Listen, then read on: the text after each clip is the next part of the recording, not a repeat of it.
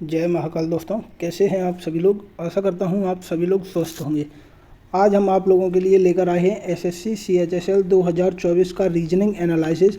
और जो पेपर हमारा 8 जुलाई 2024 को दोपहर 2:30 बजे से लेकर 3:30 बजे तक की शिफ्ट में, यानी कि 8 तारीख की तीसरी शिफ्ट का हमारा रीजनिंग का एनालिसिस है आज।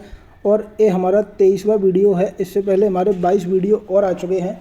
अगर आपने उन वीडियो को नहीं देखा है तो आप एक बार उन वीडियो को अवश्य देखें, क्योंकि आपको अगर कोई भी परेशानी होगी सवाल में ना, या फिर आपको कोई सवाल ऐसा होगा जो आपको परेशान कर रहा होगा, तो उसका सॉल्यूशन आपको उस वीडियो में मिल जाएगा। तो फिर जो अगला पेपर होगा ना एसएससी सीएचएसएल का, तो उसी से मिलता जुलता अगर प्रश्न आएगा तो आपको उसमें किसी प्रकार की कोई भी दिक्कत नहीं आएगी। ठीक है। और हमें क्या है, ज़्यादा से ज़्यादा पुराने पेपर जो होते हैं ना वो लगाने चाहिए, तो हमें पता रहता है पेपर किस तरीके का आएगा और इनमें क्या लॉजिक लगेगा या ये किस तरीके से होंगे। ठीक है। और एसएससी सीएचएसएल में सेम पैटर्न ही फॉलो करते हैं वो हर साल। अब बढ़ते हैं हम आगे बिना किसी देरी के पहले प्रश्न पर। आज का हमारा पहला प्रश्न है, अंग्रेजी वर्णमाला क्रम के आधार पर बाई पी सी एल बाई, क्या कह रहा है हमारा, बाई पी सी एल और बाई किससे संबंधित है, रिवर से संबंधित है, आर आई भी ई और आर। ठीक है। बाई पी सी एल वाई का संबंध रिवर से है, एक निश्चित प्रकार से संबंधित है। उसी प्रकार डब्लू जेड डब्लू एच, क्या कह रहा है, Z W H J L space से संबंधित है। किससे संबंधित है, स्पेस से, एस पी ए सी ई से संबंधित है। तो समान तर्क का अनुसरण करते हुए टी भी जे R A L Z A का संबंध किससे होगा। तो यहाँ हम सबसे पहले क्या देखेंगे, ऑप्शन, क्योंकि ऑप्शन हमें एक से दिखाई दे रहे हैं। देखो पहला अक्षर यहाँ एम है सब में, दूसरा अक्षर ओ है। पहला अक्षर क्या था, एम, दूसरा अक्षर ओ है। अब तीसरे अक्षर पर बदल गया, इसमें ओ है और इन दोनों में सी है, चौथे में एक्स है। फिर तीसरा और चौथा ऑप्शन हमारा बदल गया। और फिर यहाँ फिर अंत के चारों यानी लास्ट के चारों ऑप्शन एक जैसे हैं। तो इसको हम अगर ट्राई ना करें और आगे के दो को ट्राई ना करें तो हमें केवल क्या करेंगे, हम तीसरे और चौथे अक्षर को ट्राई कर लें केवल और केवल, तो हमें उसी से पहचान हो जाएगी हमारा कौन सा ऑप्शन सही है।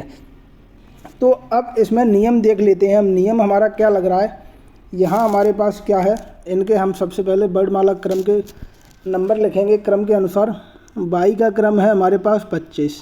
ठीक है। तो बाई का 25 है, तो आर का क्रम कितना है, आर का क्रम है 18। यानी कि पहले अक्षर की पहले अक्षर से तुलना करेंगे तो 25 में से जब 7 माइनस करेंगे तो आएगा हमारे पास 18। ठीक है। और पी का क्रम यहाँ कितना है, 16। पी का क्रम कितना है, 16। और आई का क्रम कितना होता है, आई का क्रम होता है 9। तो 16 में से भी जब 7 माइनस करेंगे तो हमें 9 मिल जाएगा। ठीक है। इसी प्रकार सी का क्रम 3 है और भी का क्रम 22 है। यहाँ भी हमारा माइनस का 7 अंतर आ रहा है। ठीक है। मतलब कि पूरे में हमारा माइनस का 7 होगा पूरे अक्षरों में। तो अब हम देख लेंगे, हमने 4 में तो ट्राई नहीं किया, हम तीसरे और चौथे में ट्राई करेंगे। तो तीसरा अक्षर कौन सा है हमारा, जे। जे का क्रम कितना होता है हमारे पास, 10। जे का क्रम कितना है, 10। और आर का क्रम हमारे पास है 18। हमें इन्हीं का चेक करना है केवल। तो जे का क्रम जब 10 है तो 10 में से हम 7 माइनस करेंगे तो हमारे पास क्या आएगा, 3 आएगा। और 3 पे हमारा होगा सी। क्या होगा, सी। सी हमें किन ऑप्शनों में मिल रहा है, दूसरे में और तीसरे में। तो फिर चौथे को और पहले को हम कैंसिल कर देंगे। ठीक है। सबसे पहले हमें इन दोनों में नियम देखना पड़ेगा और इन दोनों में समान नियम होता है तो हम किसी एक में ही नियम देख लेते हैं। उसके बाद हमने देखा अंत के 4 समान है, शुरू के 2 समान है, तो उसमें नहीं देखेंगे। अब चौथा अक्षर है हमारा आर। 18 में से जब -7 करेंगे तो हमारे पास आएगा 11 और 11 पे होता है हमारा के। तो हमें क्या मिल गया, सी और के, यानी कि ऑप्शन नंबर 2 हमारा बिल्कुल सही हो जाएगा। इस तरीके से हम देखेंगे। यहाँ तो आपको समझाने में समय लग गया, लेकिन इतना समय लगना नहीं है। हमें दिख रहा है अंत के 4 समान है, शुरू के 2 समान है और नियम क्या कह रहा है, नियम प्रत्येक अक्षर में से 7 माइनस हो रहा है। तो तीसरे और चौथे में से केवल -7 करके आप उत्तर निकाल सकते हैं इसका। अब बढ़ते हैं हम अगले प्रश्न पर। अगला प्रश्न है हमारे पास, यदि प्लस और माइनस को आपस में बदल दिया जाए तथा इनटू और डिवाइड को आपस में बदल दिया जाए तो निम्न समीकरण में प्रश्न चिन्ह के स्थान पर क्या आएगा।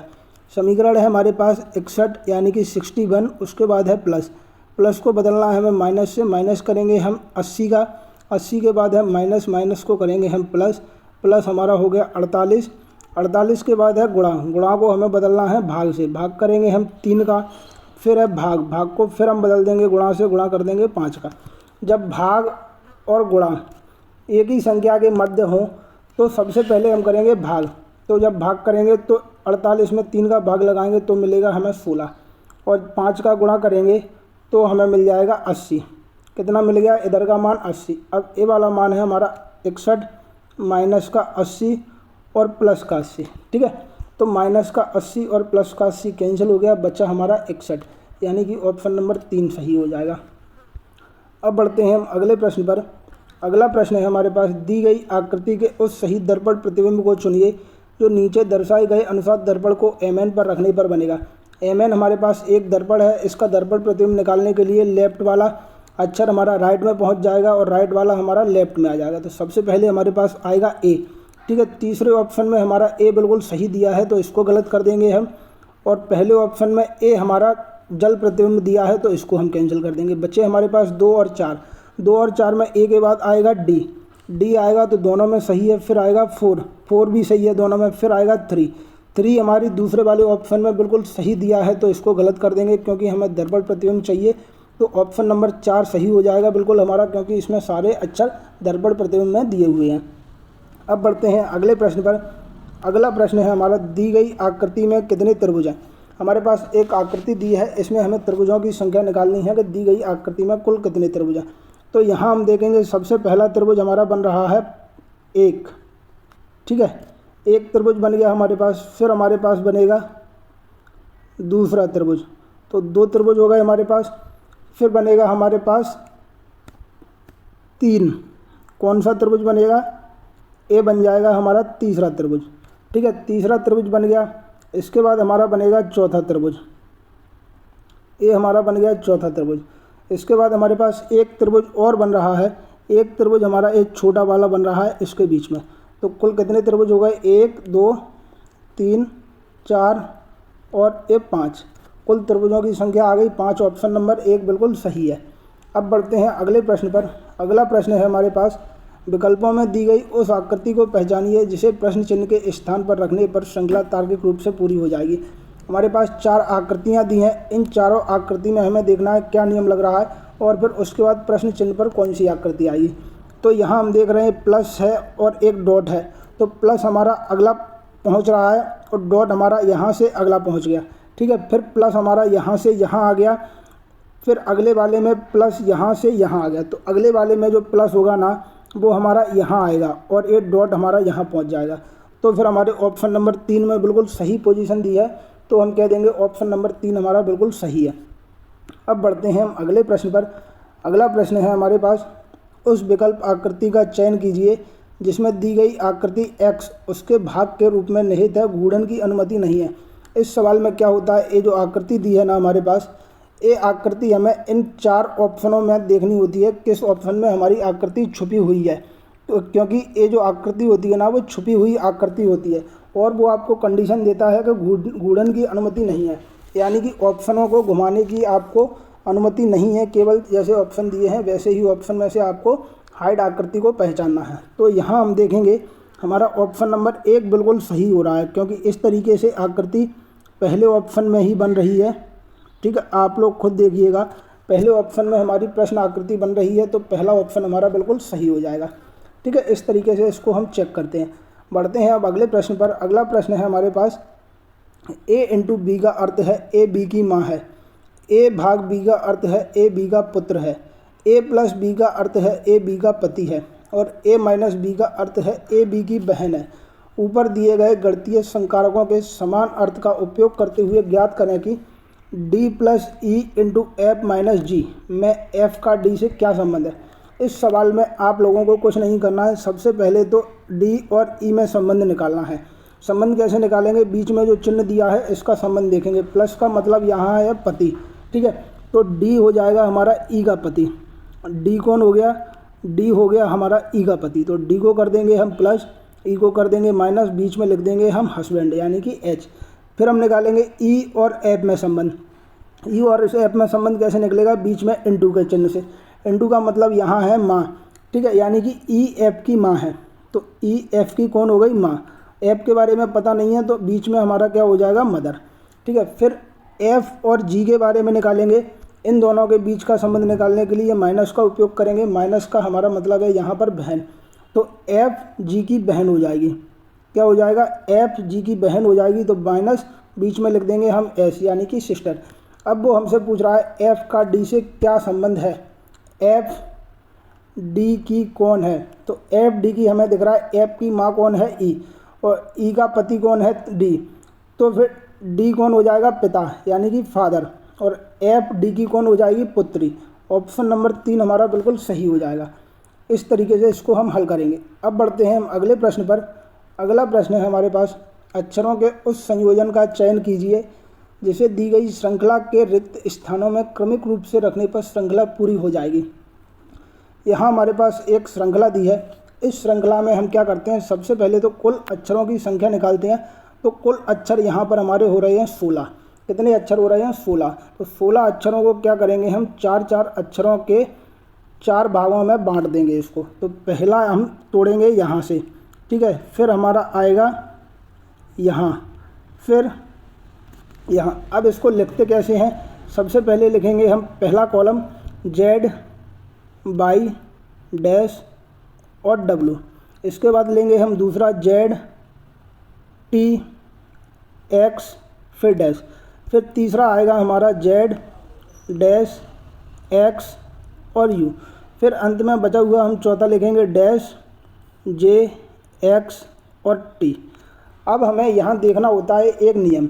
एक नियम क्या देखेंगे, हमें दिख रहा है यहाँ हमारे पास तीनों में जेड है, तो जब तीनों में जेड है तो फिर चौथे में भी हमारे पास जेड हो जाएगा, ठीक है। और यहाँ देख रहे हैं इन तीनों में एक्स है, ठीक है, तो फिर हमारा इसमें भी एक्स हो जाएगा। इसमें जब एक्स हो जाएगा तो अब देखेंगे हम क्या, अब हमारे पास है बाई। बाई का क्रम कितना होता है, बाई का क्रम होता है 25, ठीक है। टी, टी का क्रम होता है हमारे पास 20, 20 हो गया। जे, जे का क्रम होगा हमारे पास 10। हमें क्या दिखाई दे रहा है, 25 में से 5 जाएगा तो हो गया 20, ठीक है। 20 और 10, यहाँ 10 का अंतर है लेकिन बीच में 1 है, तो बीच में कितना हो जाएगा फिर 15। यहाँ जब 15 हो जाएगा तो 20 में से 5 जाएगा तो 15 बचेगा, और 15 में से 5 जाएगा तो 10 बचेगा। तो 15 पे यहाँ कौन सा अक्षर हो जाएगा, 15 पे हमारे पास होता है ओ। क्या अक्षर होता है, ओ, ठीक है। फिर इसके बाद देखेंगे डब्लू, डब्लू का क्रम होता है हमारा 23। फिर यू का क्रम देखेंगे, यू का क्रम होगा 21, और फिर यहाँ टी, टी का क्रम होगा 20। हमें दिखाई दे रहा है 20 है, 21 है और 23 है, बीच में केवल 22 बच रहा है, तो 22 लिखेंगे हम। फिर हमारी श्रृंखला पूरी हो जाएगी। श्रृंखला पूरी हो जाएगी तो 22 पे फिर हमारा हो जाएगा भी। अब इसको हम लिखेंगे कैसे, सबसे पहले हमारे पास आएगा एक्स। क्या आएगा, पहले कॉलम का एक्स आएगा पहले। फिर इसके बाद हमारे पास आएगा भी, भी को लिखेंगे। फिर हमारे पास तीसरे नंबर पर आएगा ओ, ओ को लिखेंगे। फिर हमारे पास आएगा जेड, फिर जेड आ जाएगा। एक्स, भी, ओ, जेड हमारे किस ऑप्शन में है, तो हमारे ऑप्शन नंबर 4 में हमें मिल रहा है एक्स, भी, ओ, जेड। इस तरीके से इसको हल करते हैं और इसको इस तरीके से लिखते हैं ताकि इनमें एक साथ संबंध हमें दिखाई दे जाए, ठीक है। अब बढ़ेंगे हम अगले प्रश्न पर। अगला प्रश्न है हमारे पास, 3 कथनों के बाद 1-2 क्रमांकित निष्कर्ष दिए हैं। आपको इन कथनों को सत्य मानना होगा, चाहे वे सामान्यतः ज्ञात तथ्यों से अलग प्रतीत होते हों। आपको निश्चय करना है कि कौन सा या कौन से निष्कर्ष तार्किक रूप से दिए गए कथनों के अनुसार हैं। पहला कथन हमारा कह रहा है कुछ नदियाँ झोपड़ियाँ हैं, तो हम लिखेंगे पहले कुछ नदियाँ, ठीक है। ये हमारा हो गया नदियाँ, इनका इतना इतना हिस्सा हमारा क्या हो जाएगा, झोपड़ियाँ। तो कुछ नदी हमारे पास क्या हो गई, झोपड़ी हो गई, ठीक है। अब कुछ नदी झोपड़ी होने के बाद दूसरा कथन हमारा क्या कह रहा है, दूसरा कथन कह रहा है सभी धाराएं घास हैं। तो अभी ना तो हमारे पास धारा है ना हमारे पास घास है, तो अभी इसको हम छोड़ देते हैं यहाँ पर। तीसरे निष्कर्ष, तीसरे कथन पर आएंगे, कुछ घास नदियाँ हैं। तो कुछ घास हमारे पास नदियाँ हो जाएंगी। ठीक है, अब ए हमारे पास क्या हो गया, कुछ घास नदियाँ हो गई। अब हम दूसरे ऑप्शन पर लौट के जाएंगे, दूसरे कथन पर, सभी धाराएं घास हैं। तो यहाँ पर बीच में हम एक गोला बना देंगे और ए हमारी हो जाएंगी धाराएं। ठीक है, इस तरीके से इसको हम बनाएंगे। ये हमारी हो गई धाराएं, तो सभी धाराएं घास हो गई, कुछ घास नदियाँ हो गई और कुछ नदियाँ झोपड़ियाँ हो गई। अब बात करेंगे हम निष्कर्ष की। तो पहला निष्कर्ष कह रहा है सभी घास धाराएं हैं, नहीं। कुछ घास, घास ये वाली है ना, इनका इतना इतना हिस्सा केवल धाराएं हैं। तो सभी घास धाराएं नहीं हैं, तो पहला ऑप्शन गलत हो जाएगा हमारा। फिर दूसरा निष्कर्ष देखेंगे, कुछ घास झोपड़ियाँ हैं, यहाँ हमारा घास है, बीच में नदियों का इतना हिस्सा है, उसके बाद झोपड़ियाँ हैं। तो घास और नदी का कोई संबंध नहीं आ रहा है, तो हम कह देंगे ऑप्शन दूसरा, यानी निष्कर्ष दूसरा भी हमारा गलत हो जाएगा। तो फिर इस तरीके से बनेगा, ना ही निष्कर्ष 1 और ना ही निष्कर्ष 2 कथनों के अनुसार हैं, यानी कि ऑप्शन नंबर 3। अब बढ़ते हैं हम अगले प्रश्न पर। अगला प्रश्न है हमारे पास, शब्द ट्रेम्पोलाइन के प्रत्येक अक्षर को एक नया शब्द बनाने के लिए बाएं से दाएं वर्णमाला क्रम में व्यवस्थित किया गया है। नवनिर्मित शब्द में बाएं से चौथे स्थान वाले अक्षर और दाएं से पहले स्थान वाले अक्षर के मध्य अंग्रेजी वर्णमाला में कितने अक्षर हैं? तो हमारे पास शब्द क्या दिया है, शब्द दिया है ट्रेम्पोलाइन, TRAMPOLINE।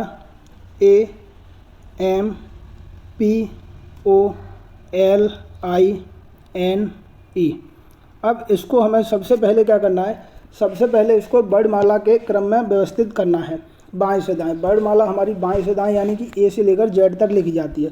तो सबसे पहले हमारा अक्षर आएगा ए। ठीक है, ए के बाद हमारे पास आएगा ई, ई के बाद हमारे पास आएगा आई, आई आ जाएगा।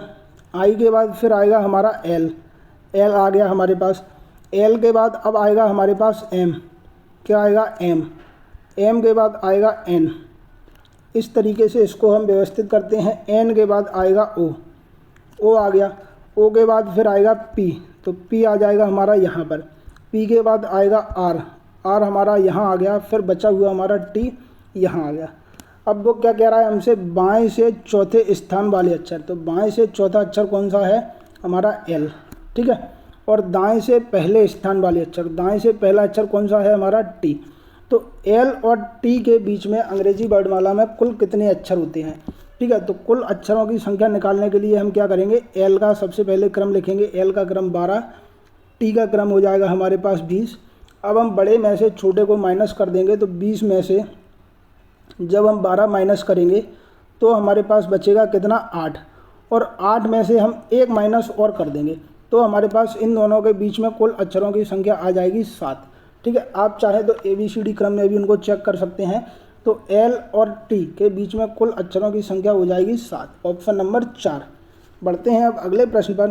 अगला प्रश्न है हमारे पास, दी गई श्रृंखला को पूरा करने के लिए प्रश्न चिन्ह के स्थान पर कौन सा अक्षर समूह आएगा?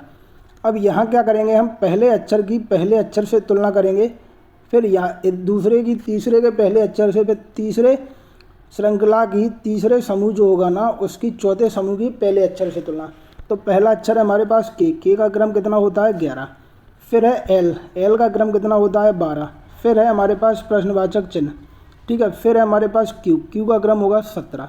फिर है यू, यू का क्रम होगा 21। अब इनके बीच हम अंतर देखेंगे, तो 11 और 12 के बीच अंतर 1। यहाँ हमें अंतर पता नहीं है, यहाँ भी नहीं पता, और यहाँ अंतर हो जाएगा हमारा 4 का। हमें क्या दिख रहा है, पहला 1, अंतिम 4, तो बीच में हो जाएगा हमारा 2, यहाँ हो जाएगा 3। जब यहाँ 2 हो जाएगा तो 12 और 2 करेंगे तो हो जाएगा हमारा 14। 14 पे हमारा अक्षर होता है एन। कौन सा अक्षर होता है, एन। और एन केवल हमें किस ऑप्शन में मिल रहा है, पहले में और तीसरे में। तो दूसरे को और चौथे को हम कैंसिल कर देंगे। ठीक है, अब हम दूसरे अक्षर की तुलना देखेंगे। एल, एल का क्रम कितना होता है, एल का क्रम होता है 12। ठीक है, फिर है के का क्रम 11। फिर प्रश्नवाचक चिन्ह है हमारा। फिर हमारे पास आ गया एफ, एफ के बाद आ गया बी, क्या आ गया बी। ठीक है, तो यहाँ हम क्या करेंगे, इनके तो क्रम लिख लिए थे हमने। एफ का क्रम हो जाएगा हमारे पास 6 और बी का क्रम हो जाएगा 2। कितना, 2। यहाँ अंतर देखेंगे, 12 और 11 के बीच अंतर 1। यहाँ अंतर हमें पता नहीं है, यहाँ भी अंतर देखेंगे तो पता नहीं है, फिर यहाँ अंतर देखेंगे तो अंतर हो जाएगा 4, 1 और 4, तो यहाँ फिर होगा 2 और यहाँ होगा 3। तो 11 में से जब 2 माइनस करेंगे तो यहाँ बचेगा हमारे पास 9, क्या आ जाएगा 9, ठीक है। और 9 में से जब 3 माइनस करेंगे तो 6 बचेगा, बिल्कुल सही है। 9 पे हमारा अक्षर होता है आई। हमें शुरू के 2 अक्षर मिल गए हैं, एन और आई। एन और आई हमारे कौन से ऑप्शन में है? तीसरे ऑप्शन में, तो फिर हम तीसरे ऑप्शन को टिक कर देंगे। इस तरीके से ऐसे सवालों को हम हल करते हैं, ठीक है। अगर हमें शुरू के 2 अक्षरों से ही ज्ञात हो गया है कि हमारा ऑप्शन केवल एक ही है जिसमें 2 अक्षर उपस्थित हैं, तो फिर हम उसी को सही कर देंगे, अपना टाइम खराब नहीं करेंगे। अब हम बढ़ते हैं अगले प्रश्न पर। अगला प्रश्न है हमारा, यदि 5 अगस्त 2005 को शुक्रवार है तो 17 अप्रैल 2011 को सप्ताह का कौन सा दिन होगा? सबसे पहले हम निकालेंगे 5 अगस्त 2005 से लेकर 5 अगस्त 2010 के बीच, 5 अगस्त 2010 तक, ठीक है। कुल विषम दिनों की संख्या निकालेंगे तो 5 और 10 के बीच में कुल वर्षों की संख्या कितनी हो गई? तो कुल वर्ष हो गए हमारे पास 5, और इनके बीच में एक लीप ईयर कौन सा पड़ेगा? लीप ईयर आएगा हमारा 2008, ठीक है। 2008 आएगा तो लीप ईयर में एक विषम दिन ज़्यादा होता है, तो कुल विषम दिन हो गए हमारे पास 6। कुल विषम दिन हमारे पास 6 हो गए, इनको हम अभी ऐसा रखेंगे। अब हम चलेंगे 5 अगस्त 2010 से 5 अगस्त 2010 से 17 अप्रैल 2011 तक, और इनके बीच में विषम दिनों की संख्या देखेंगे, विषम दिन हमारे पास कितने हैं, ठीक है। तो अगस्त में 5 दिन निकल चुके हैं, अगस्त में 31 दिन होते हैं, अब बचे हमारे पास 26 दिन। 26 में जब 7 का भाग लगाएंगे तो बचेगा हमारे पास 5। सितंबर 30 का, तो उसमें विषम दिन 2, 7 का भाग लगाने पर। अक्टूबर 31 का, 7 का भाग लगाने पर विषम दिन 3। नवंबर 30 का, 7 का भाग लगाने पर विषम दिन 2। दिसंबर 31 का, 7 का भाग लगाने पर विषम दिन 3। जनवरी हमारा 31 का, विषम दिन 3। फरवरी हमारा 2011 साधारण वर्ष है, फरवरी 28 की, तो 7 का भाग पूरा जाएगा, शेष बचेगा 0। उसके बाद मार्च 31 का, विषम दिन 3। अप्रैल में हमें 17 तक चलना है, केवल 17 में 7 का भाग लगाएंगे तो विषम दिन आएगा हमारे पास 3, यानी कि शेष। अब इनको हम काउंट करेंगे, जब ये हमारे कितने हो जाएंगे? 5, 2, 7, 3, 10, 12, 15, 18, 21 और 3, 24। कुल विषम दिन हमारे पास कितने आ गए? 24। 24 में जब हम 7 का भाग लगाएंगे, 7 का भाग लगाएंगे तो हमारे पास कितने बचेंगे? 3 बचेंगे हमारे पास, ठीक है। 3 बचेंगे। अब 3 हमारे ए वाले और 6 हमारे ए वाले, तो कुल विषम दिन हमारे कितने हो गए? 9। 9 में फिर हम 7 का भाग लगाएंगे तो हमारे पास बचेगा 2। कितना बचेगा? 2। अगर आपको ऐसे नहीं करना था तो आप 24 और 6 जोड़ देते, तब आपका आ जाता 30, और 30 में जब आप 7 का भाग लगाते तब भी आपके पास 2 विषम दिन ही बचता। अब इस 2 को आपको क्या करना है? इस 2 को इस शुक्रवार में जोड़ देना है। तो शुक्रवार में जब 2 जोड़ेंगे तो हमारा आ जाएगा रविवार, यानी कि ऑप्शन नंबर 4 बिल्कुल सही हो जाएगा। अब बढ़ते हैं अगले प्रश्न पर। अगला प्रश्न है हमारा, उस समुच्चय का चयन कीजिए जिसमें संख्याएं ठीक उसी प्रकार संबंधित हैं जिस प्रकार दिए गए समुच्चयों की संख्याएं संबंधित हैं। समुच्चय में संबंध क्या है हमारा? 75, 89 और 103, ठीक है। दूसरा समुच्चय है हमारा 98, 112 और 126। अब यहाँ हमें क्या करना है? इन दोनों में जो संबंध है ना, वही संबंध हमारा इन 4 ऑप्शनों में से किस ऑप्शन में है? तो यहाँ हम देखेंगे 89, ठीक है। 89 में जब हम कितना जोड़ देंगे? हम जोड़ देंगे 14, तो हमें 103 मिल जाएगा। इसी प्रकार 112 में जब हम 14 जोड़ देंगे तो हमें 126 मिल जाएगा, यानी कि दूसरे वाली संख्या में हमें केवल 14 जोड़ना है तो हमारी तीसरी संख्या मिल जाएगी। पहले से हमें कोई मतलब नहीं है इसमें, ठीक है। तो अब हम देखेंगे ये नियम हमारा किस में लग रहा है? ये नियम हमारा ऑप्शन नंबर 4 में लग रहा है, क्योंकि 96 दूसरी संख्या, 96 में जब हम 14 जोड़ेंगे तो हमें मिल जाएगा 110, तो फिर हमारा ऑप्शन नंबर 4 बिल्कुल सही हो जाएगा। अब बढ़ते हैं हम अगले प्रश्न पर। अगला प्रश्न है हमारा, माधव का परिचय देते हुए जिहान ने कहा कि मैं उसकी माँ के किसी एक पुत्र का इकलौता पुत्र हूँ, तो माधव जिहान से किस प्रकार संबंधित है? इस सवाल को हल करने के लिए हम क्या बनाएंगे? एक ट्री बनाएंगे। तो सबसे पहले क्या हो गया, सबसे पहले हमारे पास आएगा माधव, ठीक है, क्योंकि माधव का हो रहा है परिचय, ये मान लेते हैं हमारे पास माधव है। उसके बाद ये कौन है, ये परिचय दे रहा है माधव का, ये है जिहान, ठीक है। माधव और जिहान दोनों अलग अलग हो गए। अब माधव का परिचय क्या दे रहा है जिहान, मैं उसकी माँ के, इसकी माँ, ठीक है, इसकी कौन है, इसकी माँ के किसी एक पुत्र का इकलौता पुत्र हूँ, ठीक है। एक पुत्र का, किसी एक पुत्र का, इकलौता पुत्र नहीं बोला है, तो माधव के अलावा इसकी माँ का और भी कोई बेटा है, ठीक है। माधव के अलावा माधव की माँ का कोई और भी बेटा है, और जो बेटा है ना, जिहान उसका इकलौता पुत्र है, जिहान उसका इकलौता पुत्र है। कौन, माधव की माँ के किसी एक पुत्र या तो माधव होगा या फिर उसका कोई अन्य बेटा होगा, उसका जिहान इकलौता पुत्र है, ठीक है। तो इकलौता पुत्र है तो माधव जिहान से किस प्रकार संबंधित है, देखो, माँ के किसी एक पुत्र, माँ के किसी एक पुत्र का मतलब या तो माधव खुद या माधव का कोई भाई, ठीक है। इसका पुत्र कौन है, इसका पुत्र है जिहान।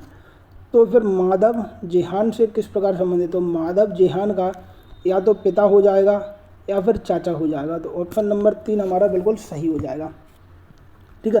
अगर आपको ये सवाल परेशान कर सकता है, अगर आपको ये सवाल समझ में नहीं आए, तो एक बार आप इस चीज़ को दोबारा से, इस वीडियो को रिवाइंड करें और फिर समझने की कोशिश करें, तो ये आपको समझ में आ जाएगा।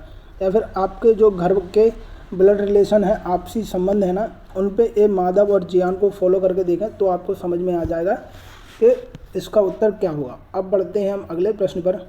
अगला प्रश्न है हमारे पास, यदि प्लस और इनटू को आपस में बदल दिया जाए तथा माइनस और डिवाइड को आपस में बदल दिया जाए तो निम्न समीकरण में प्रश्नवाचक के स्थान पर क्या आएगा। तो हमारे पास समीकरण क्या दिया है, सबसे पहले दिया है हमें 35, तो 35 को हम 35 लिखेंगे।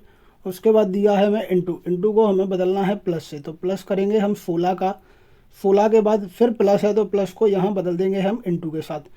इंटू के बाद 3 का इंटू करेंगे, फिर हमारे पास डिवाइड को हमें बदलना है माइनस से, तो माइनस करेंगे हम 156 का, 156 माइनस करने के बाद फिर दिया है हमें माइनस, तो माइनस को फिर हम बदल देंगे डिवाइड से, तो डिवाइड हमारा हो जाएगा 12 का। इस तरीके से हम समीकरण को व्यवस्थित कर लेंगे। अब सबसे पहले हम गुणा कर देंगे इन दोनों का, तो 16 और 3 का गुणा हमारे पास आ जाएगा 48, और 156 में 12 का भाग लगाएंगे तो हमारे पास आ जाएगा 13। कितना आएगा, 13। अब 48 माइनस का 13 है, तो 48 में से जब 13 जाएगा तो हमारे पास बचेगा 35। कितना बचेगा, 35, और 35 हमारा ए वाला है, तो 35 और 35 दोनों जुड़ के हमारे 70 हो जाएंगे, यानी ऑप्शन नंबर 2 बिल्कुल सही हो जाएगा। इस तरीके से ऐसे सवालों को हम हल करते हैं। बढ़ते हैं अब अगले प्रश्न पर। अगला प्रश्न है हमारे पास, निम्न में से कौन सी संख्या दी गई श्रृंखला में प्रश्न चिन्ह के स्थान पर आएगी। हमारे पास श्रृंखला दी है 454, 515, 426, 481, 398, 447, 370 और 413। यहाँ अगर आप देखेंगे तो आपको एक नियम दिख रहा है इसमें, पहले बड़ी संख्या है, पहले छोटी संख्या है, उसके बाद बड़ी संख्या है, फिर छोटी आ गई, फिर बड़ी है, फिर छोटी है, फिर बड़ी है, फिर छोटी, फिर बड़ी, यानी कि एक संख्या बड़ी है और एक छोटी है। तो यहाँ प्लस और माइनस का संबंध बनाने में आपको बहुत ज़्यादा दिक्कत आएगी। तो ऐसे सवालों के लिए आप क्या करें, ऐसे सवालों के लिए आप एक को छोड़कर अंतर देखें, फिर 426 और 398 में अंतर आएगा, 398 और 370, 370 और प्रश्नवाचक चिन्ह के बीच में अंतर आएगा, फिर हमें 413 से कोई भी लेना देना नहीं रहेगा। तो 454 और 426 के बीच अंतर है हमारा कितना, 28 का। फिर 426 और 398 के बीच भी अंतर है हमारा 28, 398 और 370 यहाँ भी अंतर हमारा 28 का है। तो फिर 370 में से जब हम 28 माइनस करेंगे तो हमें कितना मिल जाएगा, तो हमें मिल जाएगा 342। कितना मिलेगा, 342, यानी कि ऑप्शन नंबर 2 हमारा बिल्कुल सही हो जाएगा। अब हमें 413, 447, 481 और 515 इनसे मतलब नहीं है, क्योंकि एक छोड़ के देख रहे हैं तो हमारा प्रश्नवाचक चिन्ह मिल रहा है, अगर वो नहीं मिलता तब हम इनके बीच में संबंध देखते, ठीक है। अब हम बढ़ते हैं अगले प्रश्न पर। अब बढ़ते हैं हम अगले प्रश्न की ओर। अगला प्रश्न है हमारे पास, एक निश्चित कूट भाषा में पावर, क्या लिखा है यहाँ पर, POWER को 4 5 9 7 8 लिखा जाता है और रेन को RAIN को 7 3 1 और 2 लिखा जाता है। उसी कूट भाषा में R को कैसे लिखा जाएगा? जब भी आपको पेपर में इस तरीके का सवाल मिले तो आप क्या करेंगे, इन दोनों में सबसे पहले पावर में और रेन में देखेंगे हमारे पास कॉमन क्या क्या है। तो इन दोनों में केवल और केवल R कॉमन है, ठीक है। यहाँ R स्मॉल ही है, वो तो मैंने लिख दिया है कैपिटल। तो दोनों में R क्या है, R कॉमन है। जब दोनों में R कॉमन है तो फिर हम इनके दूसरी साइड भी देखेंगे। दूसरी साइड हमारे पास क्या कॉमन है? दूसरी साइड हमारे पास केवल और केवल 7 कॉमन है। तो R को फिर हम 7 यानी कि 7 ऑप्शन नंबर 2 के रूप में भी लिख सकते हैं। तो फिर इस प्रश्न का हमारा ऑप्शन नंबर 2 बिल्कुल सही हो जाएगा। अब बढ़ेंगे हम अगले प्रश्न पर। अगला प्रश्न है हमारे पास, अंग्रेजी वर्णमाला क्रम के आधार पर TOWB को CVDU से एक निश्चित प्रकार से संबंधित है, उसी प्रकार V के FABRMW से संबंधित है। समान तर्क का अनुसरण करते हुए CMZU निम्न में से किससे संबंधित है? इस प्रश्न का उत्तर आप लोग हमें कमेंट बॉक्स में बताएंगे कि प्रश्न नंबर 18 का उत्तर क्या होगा। बहुत ही सरल सवाल है, अगर आपको नहीं आता है तब आप हमें बताइए, लेकिन तब तक के लिए ये आपके लिए होमवर्क है, फिर हम आपको इसका उत्तर बताएंगे। उससे पहले आप हमें इस प्रश्न का उत्तर बताएंगे, ठीक है। तो आपको भी हम देखेंगे समझ में आ रहा है कि नहीं आ रहा है। अब बढ़ते हैं हम अगले प्रश्न पर। अगला प्रश्न है हमारे पास, जब दर्पण को MN पर रखा जाता है तो दी गई आकृति का सही दर्पण प्रतिबिंब का चयन कीजिए। MN एक दर्पण है, इसमें क्या होगा, लेफ्ट वाला हिस्सा हमारा राइट में आएगा और राइट वाला हमारा लेफ्ट में आएगा। तो सबसे पहले आएगा हमारे पास A, ठीक है। A जब हमारे पास आएगा तो दूसरे ऑप्शन में हमारा A बिल्कुल सही दिया है तो इसको हटा देंगे हम। पहले ऑप्शन में A हमारा जल प्रतिबिंब दिया है तो इसको हटा देंगे। केवल 3 और 4 हमारे पास बचेगा। A के बाद आएगा R दोनों में सही दिया है। R के बाद आएगा D भी सही दिया है, D दर्पण में B हो जाएगा। इसके बाद है 5 भी सही दिया है। फिर हमारा दिया है B हमारा हो जाएगा D। इसके बाद दिया है P इस वाले में दिया है हमें जल प्रतिबिंब, तो ये हमारा कैंसिल। फिर बचा हुआ हमारा ऑप्शन नंबर 3 बिल्कुल सही हो जाएगा। इस तरीके से ऐसे प्रश्नों को हम हल करते हैं। बढ़ते हैं हम अगले प्रश्न की ओर। अगला प्रश्न है हमारे पास, उस विकल्प का चयन कीजिए जिसमें दी गई आकृति X सन्निहित है, अर्थात आकृति X उसी रूप में समाहित है। ये वाली हमारे पास जो आकृति है ना, इस आकृति को हमें देखना है इन 4 ऑप्शनों में से किस ऑप्शन में उपस्थित है। और ये आकृति हमारी छुपी हुई आकृति होती है। कैसी आकृति होती है? छुपी हुई आकृति होती है। तो इस आकृति की हमें पहचान करना है। तो ये आकृति हमारी ऑप्शन नंबर 4 में बहुत जगह मिल रही है। पहली जगह तो हमारी यहाँ मिल गई, ठीक है। पहली जगह हमारी कहाँ मिल गई? सबसे पहले में ही मिल गई। ऐसे एक लाइन खींचेंगे, फिर ऐसे आएगा और फिर ऐसे आ जाएगा, ठीक है। इस तरीके से हमारी ये आकृति मिल गई ऑप्शन नंबर 4 में, और एक छुपी हुई आकृति होती है तो हम कह देंगे ऑप्शन नंबर 4 हमारा इज द राइट आंसर। अब बढ़ते हैं हम अगले प्रश्न पर। अगला प्रश्न है हमारा, यदि A का अर्थ भाग है, B का अर्थ गुणा है, C का अर्थ प्लस है और D का अर्थ माइनस है, तो निम्न समीकरण में प्रश्न चिन्ह के स्थान पर क्या आएगा? समीकरण है हमारे पास सबसे पहले 45 के बाद है B को हमें बदलना है, गुणा से गुणा करेंगे इसमें हम 6 के बाद है हमारे पास D की जगह हम लिखेंगे माइनस करेंगे हम 78 यानी कि 78 का। 78 के बाद है हमारे पास A को बदलना है हमें, भाग से भाग करेंगे हम इसमें 3 का। 3 के बाद है हमारे पास C को हमें बदलना है प्लस से, प्लस कर देंगे हम यहाँ 15 का। तो सबसे पहले इसमें हम 45 और 6 का गुणा करेंगे, तो 45 और 6 का गुणा हमारा हो जाएगा 270। 270 के बाद माइनस करेंगे, 78 में हम 3 का भाग लगाएंगे तो हमारे पास आ जाएगा कितना? 26। कितना आ जाएगा? 26, और प्लस का कर देंगे हम 15। तो 217 और 15 प्लस के जुड़ जाएंगे तो हमारा हो जाएगा 285।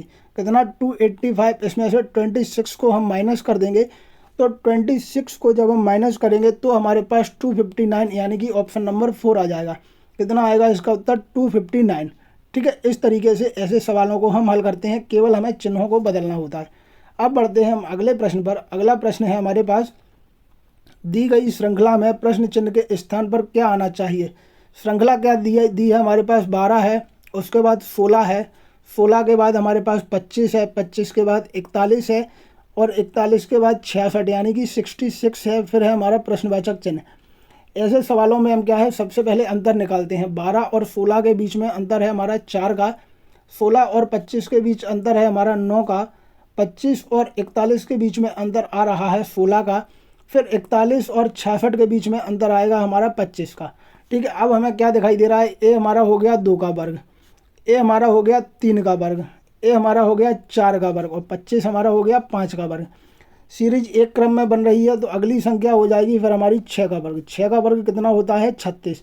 ठीक है, इस 36 को हमें 66 में ऐड कर देना है। तो 36 को जब हम 66 में ऐड करेंगे तो हमें 102 यानी कि 102 ऑप्शन नंबर 2 मिल जाएगा। तो ऑप्शन नंबर 2 हमारा बिल्कुल सही हो जाएगा। अब बढ़ते हैं हम अगले प्रश्न पर। अगला प्रश्न है हमारे पास, दी गई आकृति के उस सही दर्पण प्रतिबिंब का चयन कीजिए जो नीचे दर्शाए गए अनुसार दर्पण को mn पर रखने पर बनेगा। mn एक दर्पण है। दर्पण के इस शिफ्ट में बहुत ज़्यादा सवाल पूछे गए थे जो कि बहुत सरल भी सवाल थे। ठीक है, तो हमारा Q पहुंच जाएगा राइट में और N आ जाएगा लेफ्ट में, यानी कि N से शुरुआत होगी। तो N से शुरुआत होगी तो N हमारी बिल्कुल सही पोजीशन पर दी है चारों ऑप्शनों में। N के बाद दिया है हमारे पास I भी दिया है, फिर है S भी हमारे पास सही दिया है, केवल तीसरे ऑप्शन में G है तो इसको हम कैंसिल कर देंगे। फिर S के बाद आएगा हमारा G हमारे पहले और दूसरे में सही दिया है, चौथे में गलत है तो इसको हटा देंगे हम। फिर G के बाद आएगा Z हमारे पास दिया है पहले ऑप्शन में, दूसरे ऑप्शन में Q दिया है तो Q को हटा देंगे क्योंकि G के बाद आएगा Z। तो ऑप्शन नंबर 1 हमारा बिल्कुल सही हो जाएगा। इस तरीके से इसको हम चेक करते हैं। बड़े ही सरल सवाल हैं, बड़े ही जल्दी आ जाते हैं इनके उत्तर। ठीक है, अब बढ़ते हैं हम अगले प्रश्न की ओर। अगला प्रश्न है हमारे पास, एक निश्चित तर्क का अनुसरण करते हुए 1339 से संबंधित है। 13 का संबंध किससे है, 13 का संबंध है हमारा 39 से। उसी तर्क का अनुसरण करते हुए 25 75 से संबंधित है। 25 का संबंध किससे है, 25 का संबंध है 75 से। उसी तर्क का अनुसरण करते हुए 42 निम्न में से किससे संबंधित होगी। तो 42 हमारी किससे संबंधित होगी, तो 42 का हमें संबंध निकालना है।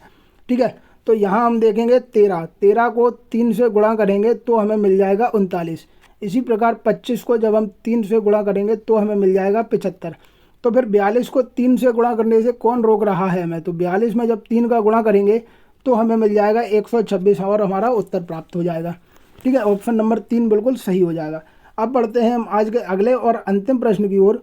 अगला प्रश्न है हमारे पास, एक निश्चित कूट भाषा में W/N और K को 9243 लिखा जाता है, 9243 लिखा जाता है, और by/AWN को 3941 लिखा जाता है। क्या लिखा जाता है, 3941। उसी कूट भाषा में A को कैसे लिखा जाएगा। इन दोनों में सबसे पहले हम कॉमन देखेंगे। कॉमन हमारे पास क्या है, W। पहले तो हमारे पास W कॉमन है तो W को हम इधर से हटाएंगे और इधर से हम 9 को कैंसिल कर देंगे। फिर हमारे पास बाई कॉमन है तो बाई को हटाएंगे हम और फिर हम 4 को कैंसिल कर देंगे। फिर बचा हुआ हमारे पास N, दोनों तरफ से N हटाएंगे। फिर जो बचा है 3 और 3, इन दोनों को कैंसिल कर देंगे। पहले वाले में बचा हमारे पास केवल K के लिए बचेगा हमारे पास 2। दूसरे वाले में बचेगा A के लिए बचेगा 1। इस तरीके से A हमारे W, N और K, ठीक है, माफ़ करना, W, बाई और N, इनके लिए वो आपसे नहीं पूछेगा क्या कोड है, क्योंकि जो बचा है उसी का कोड पूछेगा। तो K के लिए क्या हो जाएगा 2 और A के लिए हो जाएगा 1। वो हमसे पूछ रहा है A का, तो A को लिखेंगे हम 1। ऑप्शन नंबर 3 हमारा बिल्कुल सही हो जाएगा। इस तरीके से हम ऐसे प्रश्नों को हल करते हैं। कॉमन देखेंगे दोनों तरफ कॉमन देख के दोनों को आपस में कैंसिल कर देंगे और जो बचता है वही हमारा उस प्रश्न का उत्तर हो जाता है। ठीक है, आशा करता हूँ आप लोगों को वीडियो अच्छा लगा होगा। अगर आपको वीडियो अच्छा लगा है तो आप वीडियो को लाइक कीजिए, शेयर कीजिए और सब्सक्राइब कीजिए। और अगर आपको कोई भी प्रश्न समझ में नहीं आया है तो कमेंट के माध्यम से हमको बताइए, हम आपको वो प्रश्न दोबारा से और अच्छे तरीके से समझाएंगे। हमारी यही कोशिश है कि आप अच्छे से समझें इसको और आपको पेपर में कोई भी दिक्कत ना आए। ठीक है, अगर आपको कोई भी प्रश्न समझ में नहीं आता है तो आप अपना प्रश्न हमें कमेंट में बताएं। हम कोई भी प्रश्न होगा रीजनिंग का तो वो उसका उत्तर आपको हम देंगे। ठीक है, हमारे साथ बने रहने के लिए बहुत बहुत धन्यवाद। मिलते हैं कल नए वीडियो के साथ, तब तक अपना ध्यान रखिए।